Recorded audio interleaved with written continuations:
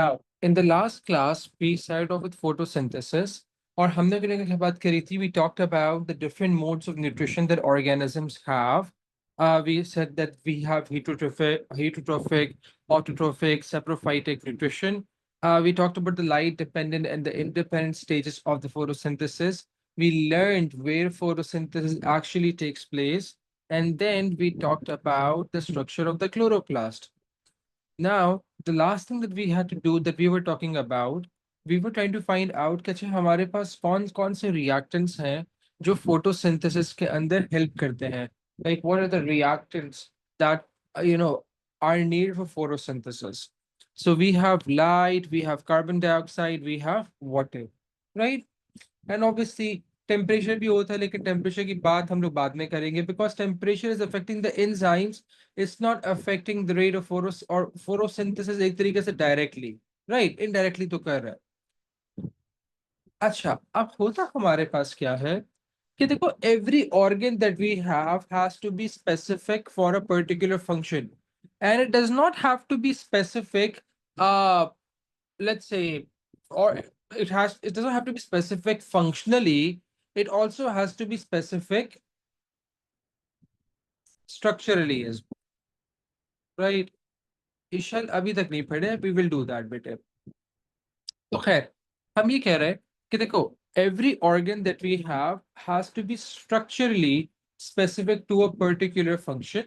ठीक है? For example, let's take an example.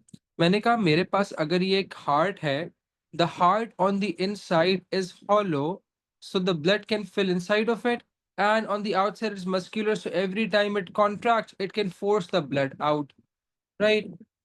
दूसरी बात, अगर मैं किडनी को देखूं, the kidney cannot carry out the function of the heart because the kidney is not hollow. The kidney is not muscular. Although the kidney has nephrons, which no other organs have, they allow it to carry out it, or it allows it to detoxify the blood, right? So similarly, the organ that is concerned with photosynthesis is what? It's basically the leaf. And that particular leaf, is adapted for its function. तो अब हम बात करेंगे adaptations of what? Of leaves. For what? For the function that they're carrying out. वो कौन सा वाला function carry out कर रहे हैं? Photosynthesis. All right. Now, आप nothing, Nifsam, nothing. You must think better. अब हमारे पास the leaves that we have, इनकी कुछ माइक्रोस्कोपिक अडेप्टेशंस होंगी, कुछ मैक्रोस्कोपिक होंगी. What do we mean by macroscopic? Macroscopic means वो चीजें जो हम लोग देख सकते हैं, right? So the very first thing that we'll discuss is are the macroscopic adaptations of leaves.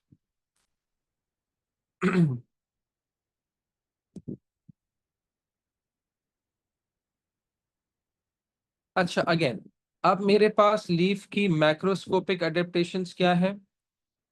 Number one, the leaf has a कैसी वाली surface? It has a broad surface. देखो, कहने का मकसद क्या हुआ? वालेकुम अस्सलाम मिनाल. मैक्रोस्कोपिक अडेप्टेशन से मतलब क्या है कि what are the properties in the leaf, are there in leaves that we can actually see? एक चीज है माइक्रोस्कोपिक ना, जिसको मुझे देखने के लिए क्या करना पड़ता है? माइक्रोस्कोप इस्तेमाल करना पड़ता है. फिर एक चीज होती है जिसे हम लोग कहते हैं मैक्रोस्कोपिक, जो हम लोग बगैर माइक्रोस्कोप के देख सकते हैं. तो लीव्स की क्या क्या अडेप्टेशंस हैं जो मुझे, if I would look at a leaf, I would know कि okay, these are the adaptations. उसमें सबसे पहली चीज क्या आ गई? उसकी ब्रॉड सरफेस. दूसरी उसकी अडेप्टेशन क्या आ गई हमारे पास? That along with the broad surface, it has a thin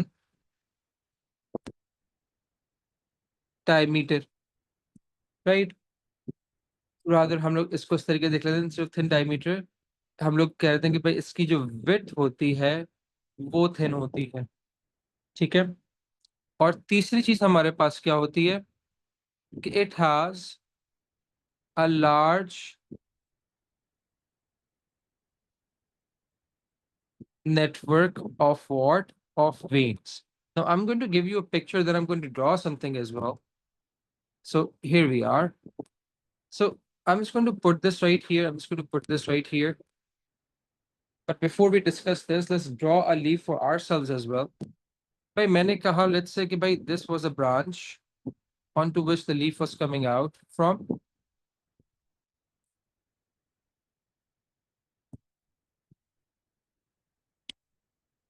अगर मैं एक लीफ को देखूं तो a leaf pretty much looks something like this, right? It has a thick middle part. This middle part that we have in the leaf is an extension of the petiole, and this is called as the midrib.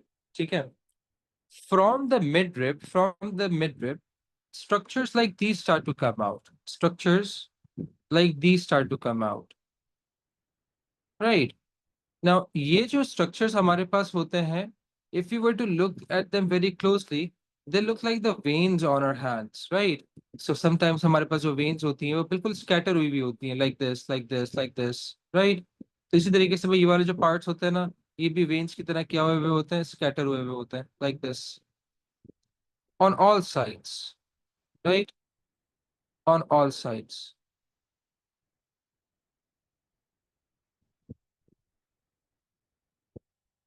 इस तरीके से.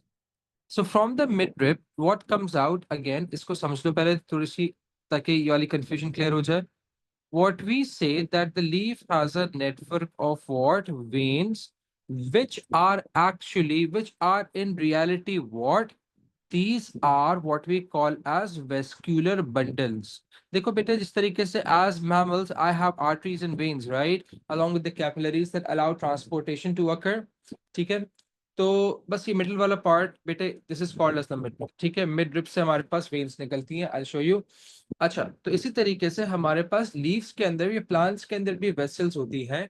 Now these vessels they basically transport two things: water, mineral ions and the nutrition, right? तो अब leaf photosynthesis कर रहा है ना, अब फोटोसिंथेसिस के लिए वाटर चाहिए. So I would have a vessel called as xylem vessel, जिसको क्या ट्रांसपोर्ट कर रही होगी? वाटर ट्रांसपोर्ट कर रही होगी, right? Along with the mineral ions such as magnesium. Magnesium किसके लिए चाहिए? क्लोरोफिल बनाने के लिए. मुझको मैं बता रहा हूँ, एक minute, give me a minute. And then it whatever the glucose that it's producing, it would have to be transported to the cell. The midrib is just a large network. It contains many vascular bundles. ठीक है? और vascular bundles में मुस्तफा कौन कौन सी दो vessel आ जाती हैं? Xylem और फ्लोएम. हम ये देख सकते हैं, हाँ, अगर हम लोग लीफ को देखें तो लीफ हमें ऐसा दिखता है ना. ये तो उसने खैर और इनलार्ज कर दिया है, लेकिन can't we see these veins coming out of the leaf? Laiba, Mustafa बेटे बात समझ में आई? चिंता.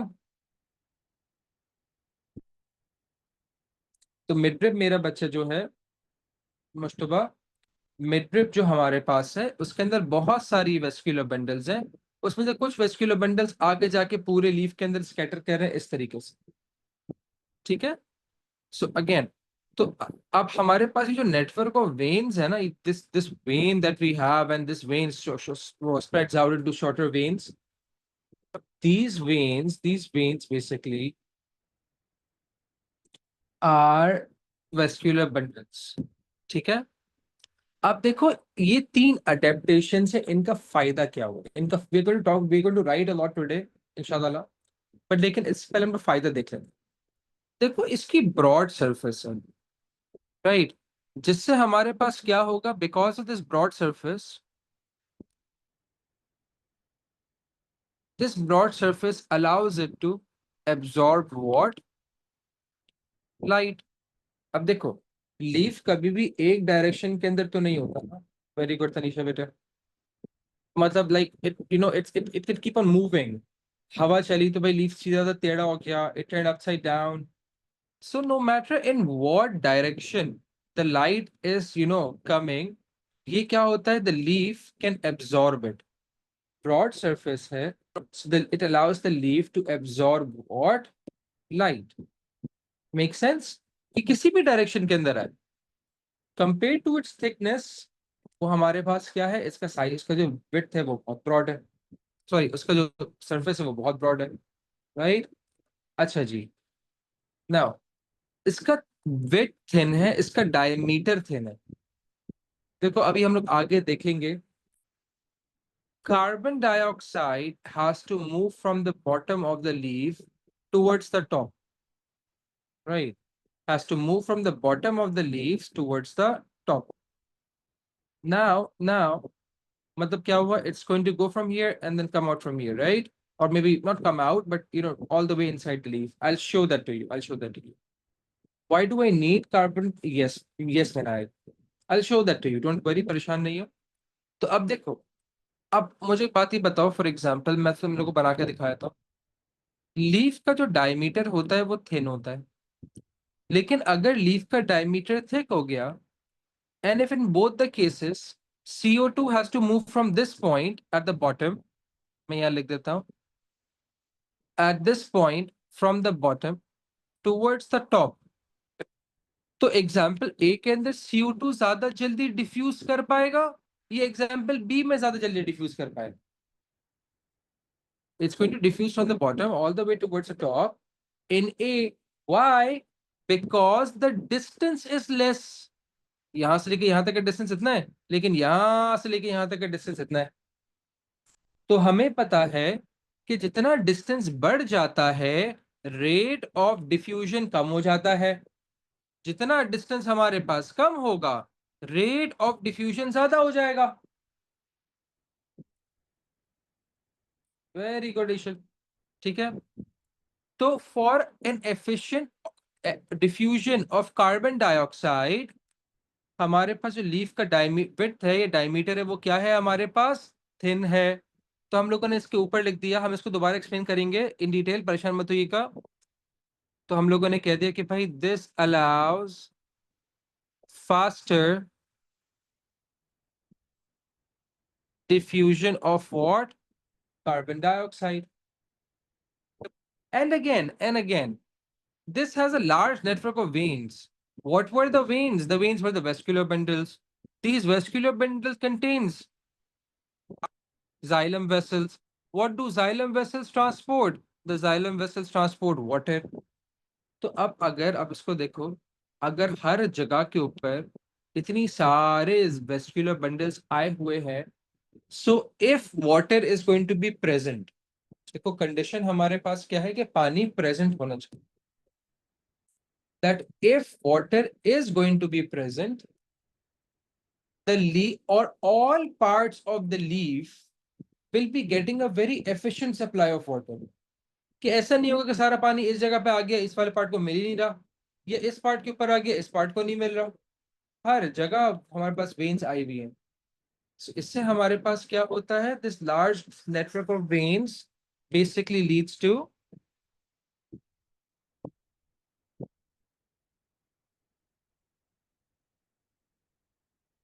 efficient transport of what? Of water, ठीक है।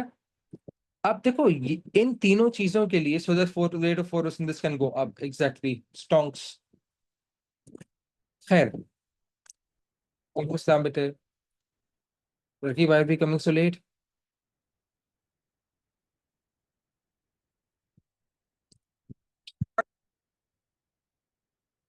अच्छा जी, अब देखो, अब हम लोग इसी चीज को रिलेट करेंगे किस चीज से?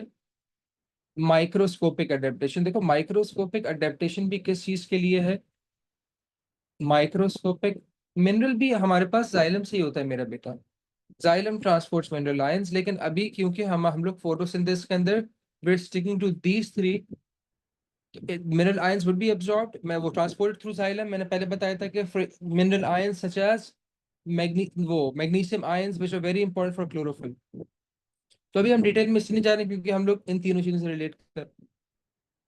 अच्छा, अब अगर मैं एक लीफ के क्रॉस सेक्शन को माइक्रोस्कोप के नीचे भी देखूंगा, तो the microscopic structure of the leaf would also be adapted for these three things. ठीक है, अब कैसे कैसे, so let's write about it, let's इसको लिख लेते हैं पहले.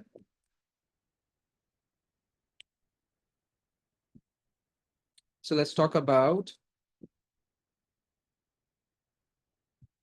the microscopic adaptations of leaves. Again, for what? For what? For photosynthesis again. ठीक है?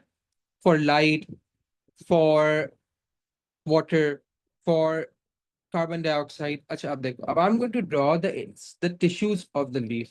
लीफ का स्ट्रक्चर इंतहाई आसान है, सिर्फ तकरीबन कुल मिला के 3 टिश्यूज है भाई हमारे पास. ठीक है, अच्छा अब इसको देखो, अब इसको देखो.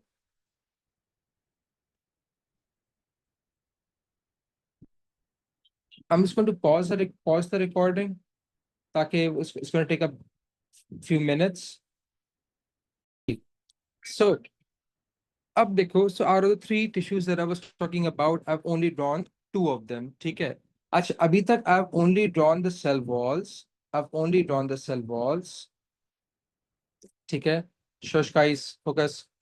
So now we're going to draw the cell membranes. We are going to draw the cell membranes. Now please note that all the cell membranes that I'm going to draw in blue, मैं दोबारा नहीं बोलूंगा, किसी ने सवाल पूछा तो पिटाई लगाऊंगा मैं. All the cell membranes that I'm going to draw in blue will represent those cells which cannot carry out photosynthesis. Guys, focus. All the cell membranes that I'm going to draw in blue will belong to those cells that cannot carry out photosynthesis. ठीक है? While those cell membranes that I'm going to draw in green will belong to those cells that can carry out photosynthesis. अब हमारे पास ये जो top most और bottom most layer है ना, this one,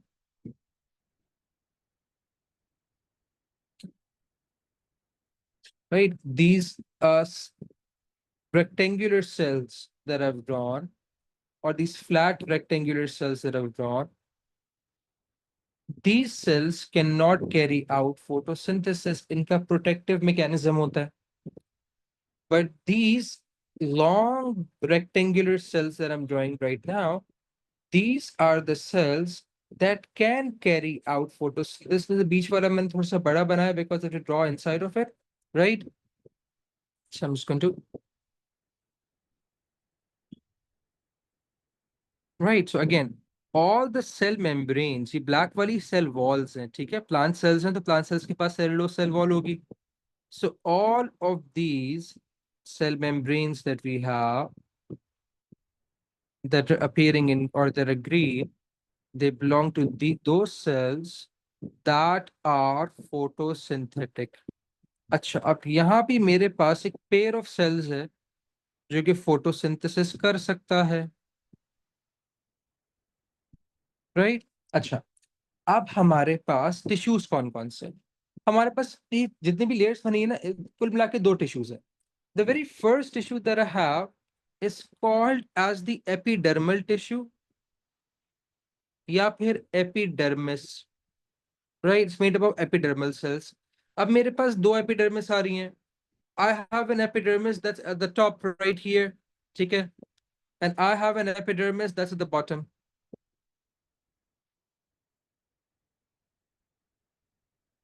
The epidermis at the top will be called as the upper epidermis. The epidermis at the bottom will be called as the lower epidermis, right? फिर हमारे पास cells आ जाते हैं which are called as mesophyll cells, which are the photosynthetic cells or the photosynthetic tissue that we have are called as mesophyll cells. किन दोनों के बच्चा, epidermis के, mesophyll के?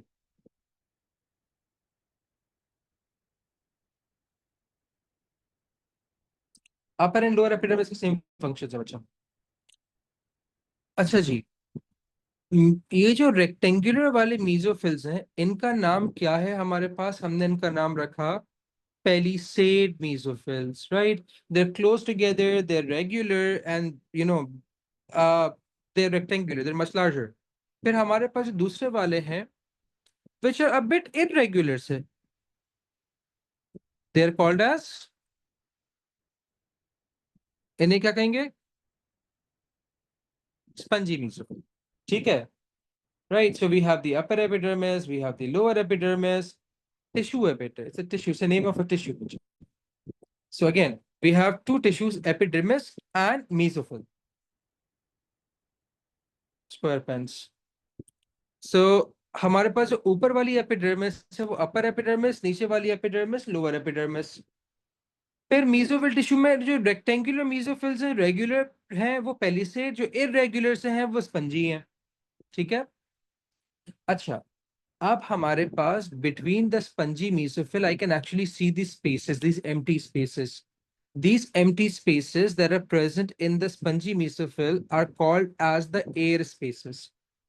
Where does the air get in from them? It gets in the middle, from the middle, a space in the middle of a pair of cells, of a pair, middle of a pair of of cells that we call as कौन से वाले cells? Guard cells. ठीक है। This opening is called as the stomata. Stomata कोई physical structure नहीं है, it's just an opening, right? If for example भाई camels होते हैं ना, they can shut their nostrils at will. So if they going to shut their nostril, वो जो air की ओपनिंग होगी वो बंद हो जाएगी।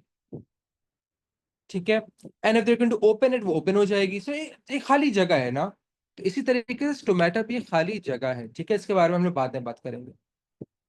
अच्छा, अब एक और चीज देखो, हमारे पास जो मीजोफिल्स होते हैं उनका काम फोटोसिंथेसिस होता है। पेलिसेड मीसोफिल ज्यादा फोटोसिंथेसिस कर रहे हैं। अगर मैं एक इसमें से एक पेलिसेड मीसोफिल उठा के देखूं, तो मैंने क्या देखा कि अगर मैं इसको सेल मेम्ब्रेन थोड़ी सी और दूर करूं so that I can have more space, इसका इसका large permanent vacuole is directly in the centre. ये जो पेलिसेड मीसोफिल है मेरे बच्चों, इसके पास एक लार्ज, इसका जो परमानेंट वैक्यूल है वो डायरेक्टली सेंटर के अंदर और काफी बड़ा है। And so it's going to push all the cytoplasm to the edges. अगर बीच के अंदर ही हमारे पास मीजो वो आ गया, वैक्यूल आ गया, तो सारे साइटोप्लाज्म को कोने के अंदर पुश कर दिया।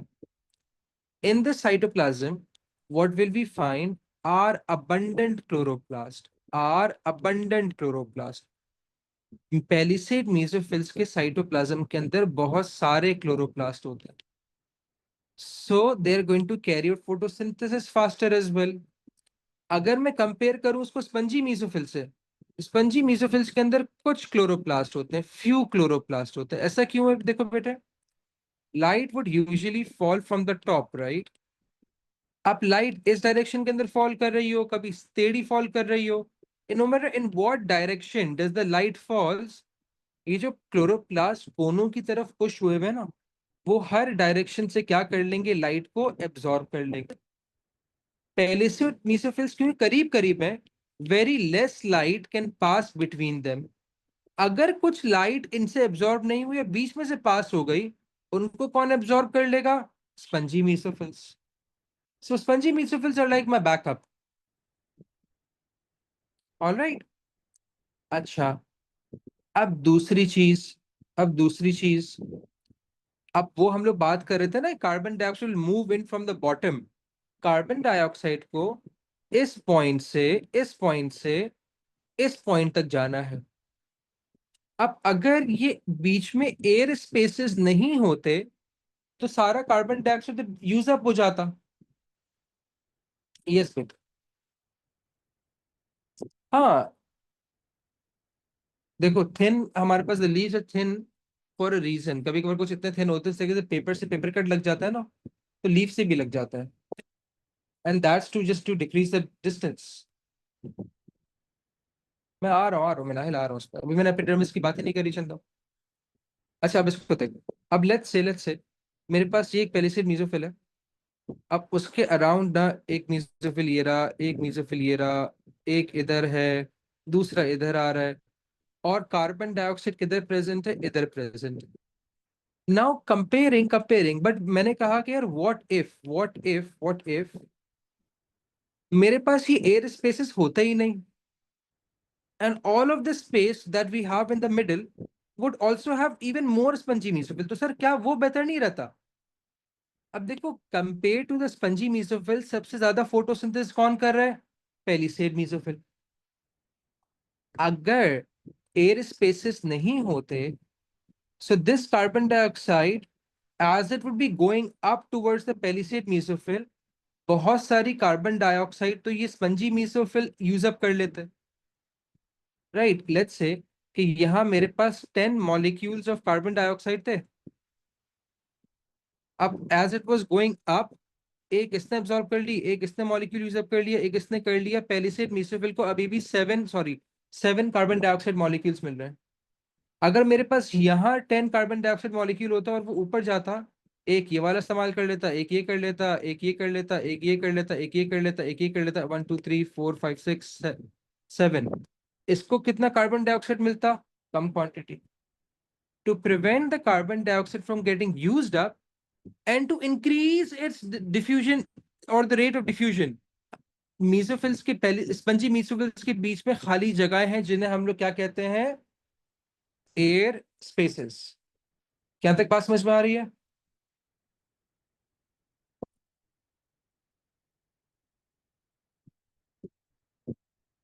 Does anyone have any problem so far?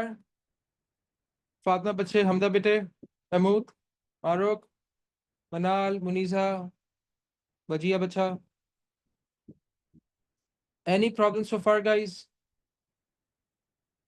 All right, exactly Muslim.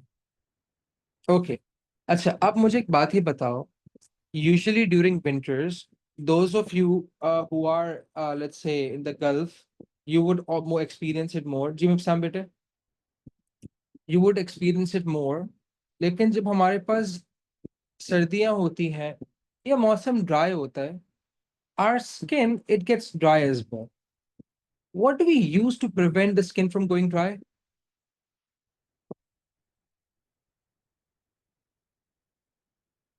So we can use lotions, very good, or we can use Vaselines, right? और उसके अलावा we can use certain creams as well, oil as well, very good. So इन सब चीजों में common हमारे पास क्या है? All of these things are कैसा based? Oil based. No, like, if the skin is getting dry because of the weather. Liam, Tanisha, you forgot petroleum and you forgot to put jelly after it. है। अब देखो कहने का मकसद क्या है? Oil based substance, oil हमारे पास जो होता है ना, it is impermeable to air, it is also impermeable to water. अगर कहीं भी एक लेयर ऑफ ऑयल होगी ना, तो उससे एयर पास नहीं कर सकती, उससे वाटर पास नहीं कर सकता। अब होता क्या है इसको देखो, फॉर एग्जाम्पल मेरे पास ये मेरी स्किन थी, it was losing a lot of water to the atmosphere, मेरी स्किन के अंदर भी ऑयल होता है, सीबम, राइट? मैं समझ, इसकी मिनट बेटा, एक मिनट बेटा, मैं दोबारा एक्सप्लेन कर रहा हूँ। तो हम लोग क्या करते हैं, हम लोग उसके ऊपर ना एक लेयर ऑफ ऑयल लगा लेते हैं, in a form of lotion, in form of Vaseline, in form of what we call as petroleum jelly, Vaseline is petroleum jelly, खैर, and other creams or oil itself. तो ये हमारे पास क्या आ गई? It's a layer of oil. अब ये लेयर ऑफ ऑयल क्या करेगी? जो मेरी स्किन से वाटर प्रोड्यूस हो रहा है ना, वो उसको एटमॉस्फेयर में जाने से रोकेगी, मेरी स्किन को एयर से कांटेक्ट में आने से रोकेगी। Since the air cannot come in contact with the skin, it will not evaporate the water that my skin is producing. अब similarly, देखो बेटे, since the leaf has a broad surface but a thin diameter, but a thin width, तो leaf का जो surface area होता है ना, वो बहुत बढ़ जाता है।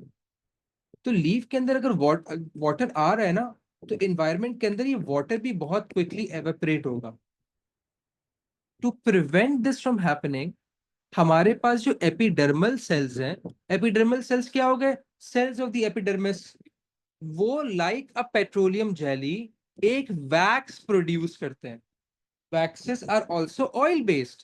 हमने पढ़ा था जब हम लोग फैट्स और लिपिड्स की प्रॉपर्टीज पढ़ रहे थे कि fats and lipids in plants are used to make waxes, right.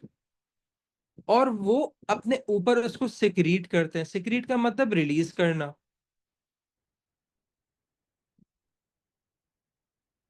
Both upper and lower. This wax that we have that prevents water loss of the leaf is called as cuticle. Cuticle कोई layer of cells नहीं है। Cuticle is what? Cuticle is wax. No, no, it's not a protective layer, जान। हाँ, कह सकते हैं मेरा बेटा। ठीक है। अच्छा, तो क्यूटिकल क्या है? Cuticle prevents what? Water loss, right. मैं बता रहा हूँ, लाइबा मैं बता रहा हूँ, coming I am coming to that. तो देखो क्या होगा, अब जो भी वाटर होगा ना, वो इसको एस्केप करके एटमॉस्फेयर में नहीं जा पाएगा। So plants will have more water to use for photosynthesis. अब देखो लोअर एपिडर्मिस के ऊपर ये एपिडर्मल सेल्स के पास तो है, लेकिन गार्ड सेल्स प्रोड्यूस नहीं कर रहे। So now the air can come in, the air can not come in absorb the water from the cytoplasm of the lower epidermal cells as well. तो एक process होता है, हम लोग ट्रांसपोर्ट एंड प्लांट से पढ़ेंगे, ट्रांसपिरेशन। उसका rate कम हो जाता है। ठीक है। अब बस और अगेन, ये जो अपर और लोअर एपिडर्मिस हैं, they besides producing the cuticle, very good website, besides that वो क्या कर रहे हैं, जिस तरीके से मेरी स्किन है, वो इंटरनल टिश्यूज को प्रोटेक्ट कर रही है ना। कि फॉर एग्जांपल अगर कोई स्क्रैच आ जाए, भाई मैं लीफ के पास जाऊं और मैं लीफ को ना बहुत let's say if there was dust, कभी कभार ऐसा होता है कि I have some potted plants और उनके ऊपर डस्ट आ जाती है। So I usually use a cloth or sometimes with my fingers I rub over it so that dust could be removed, right. तो अगर फॉर एग्जांपल फ्रिक्शन ज्यादा हो गई तो it could damage the leaf. तो और द पेलिसेड मेसोफिल्स, तो ये क्यूट जो हमारे पास एपिडर्मल सेल्स हैं, ये पेलिसेड मेसोफिल को प्रोटेक्ट भी करता है। हाँ, but animals lead and we eat animals, right. No no no no, तो मेल्ट लिक्विड स्टेट के अंदर होगा ना, तो वैक्स है ही लिक्विड स्टेट के अंदर।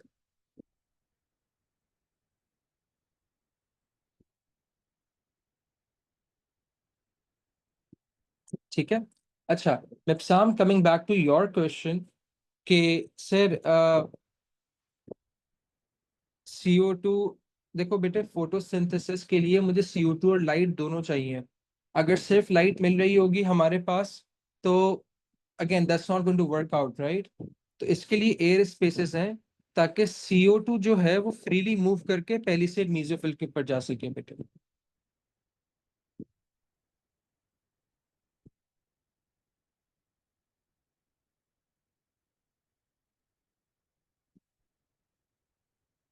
ऑलराइट, अच्छा जी, now that we know all of this, अब हम वी गोइंग टू कंबाइन। अब देखो इसके ऊपर हमारे पास we can get questions for as long as 10 marks. वो कहेगा कि भाई suggest how the leaf is adapted for light absorption and for diffusion of carbon dioxide for 10 marks, right. Welcome बेटे। तो we need to have notes made for it. तो अब हम लोग क्या करेंगे जब लोगों ने अडेप्टेशंस के बारे में बात करी, अब we are going to just only talk about the adaptations of leaves for light. ठीक है। So again, if you want to copy this down, you can, साथ साथ करते रहो, बट अगेन थोड़ी सी डिक्टेशन ज्यादा है। तो लाइट के बारे में हम लोग क्या लिखेंगे कि the leaf has a broad surface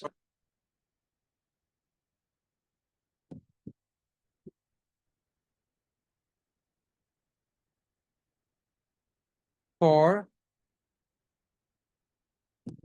maximum absorption of light while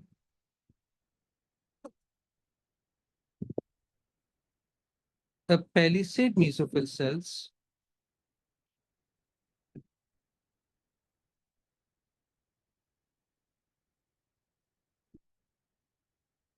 under the upper epidermis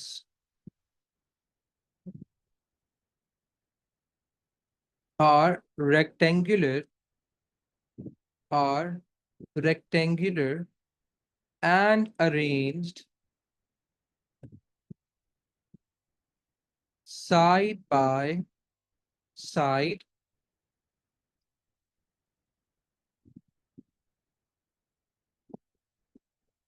so very few light can pass between them, and most is absorbed. उसके बाद हम बता देंगे they have a large central vacuole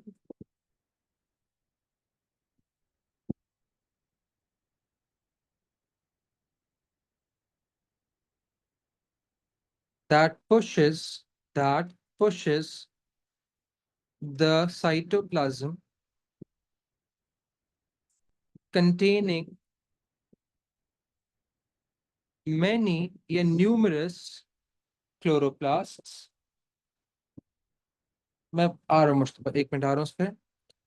Containing many and numerous chloroplasts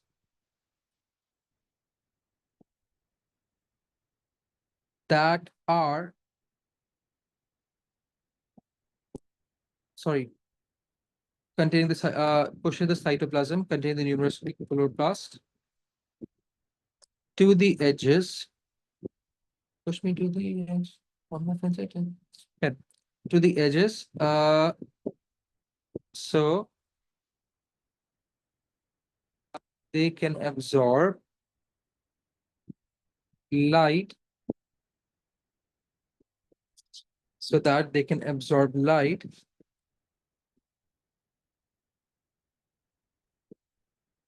efficiently from any direction. ठीक है? All right. All right. ठीक है? अच्छा जी. उसके बाद हम आखिरी बात क्या बता देंगे? If any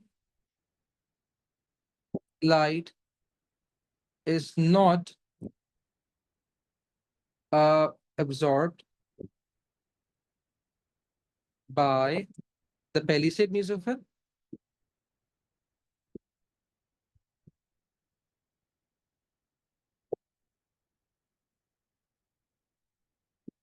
it will be absorbed by what?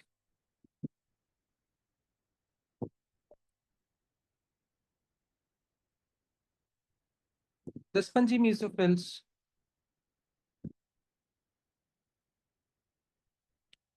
ठीक है जी.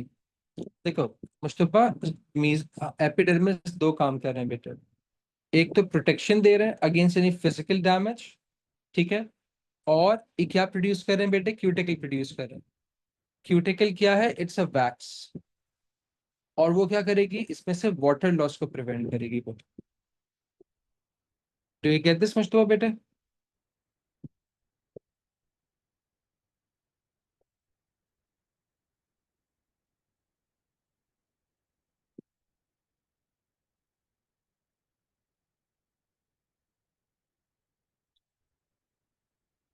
Okay.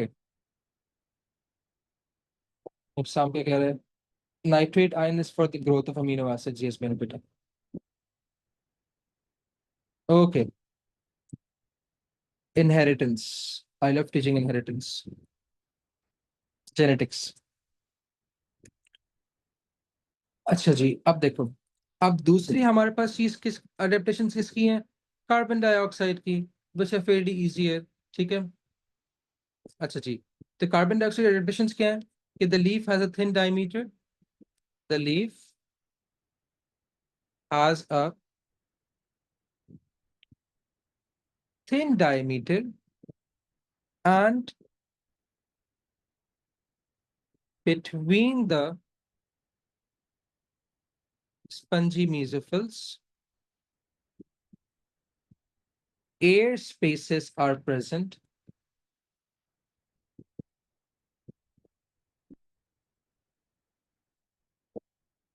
sorry, not space building, are spongy mesophiles.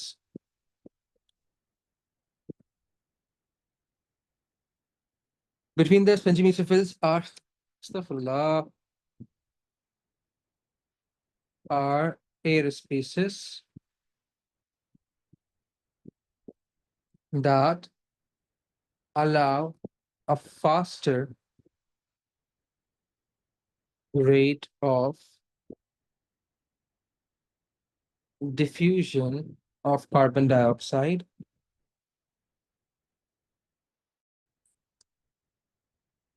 So it can move quickly, or a better word would be efficiently, from the stomata at the bottom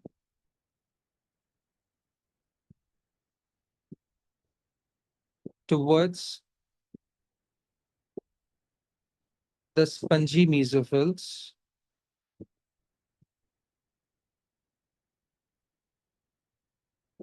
at the top, right?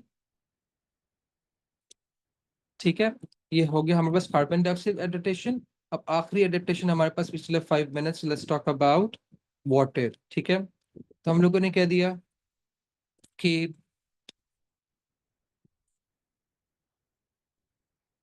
अगर ऐसा light दिखाता, एक minute मेरे बच्चे दिखाता हूँ। Inheritance is easy bro, unless alright. So water, अगर हम लोग वाटर को देखें तो वाटर क्या होता है, हम लोगों ने कहा the leaf has an extensive network of veins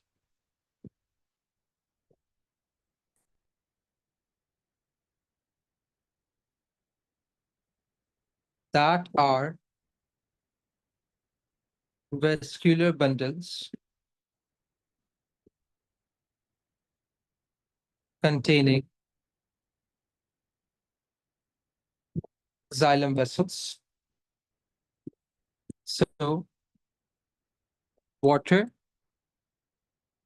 can be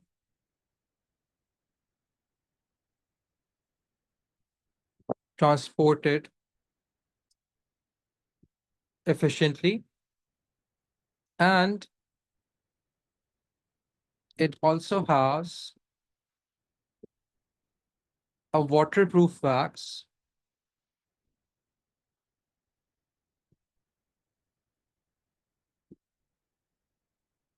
called cuticle that is produced by epidermal cells. Epidermal cells will be the cells of epidermis. ठीक है, produced by epidermal cells. So water loss can be prevented. ठीक है, मैं यहाँ vascular bundles बनाना भूल गया था। So this space that I had left out was for the vascular bundles. एक बार इसको देख लो। वेस्कुलर बंडल्स में हमारे पास दो वेसल्स होती हैं।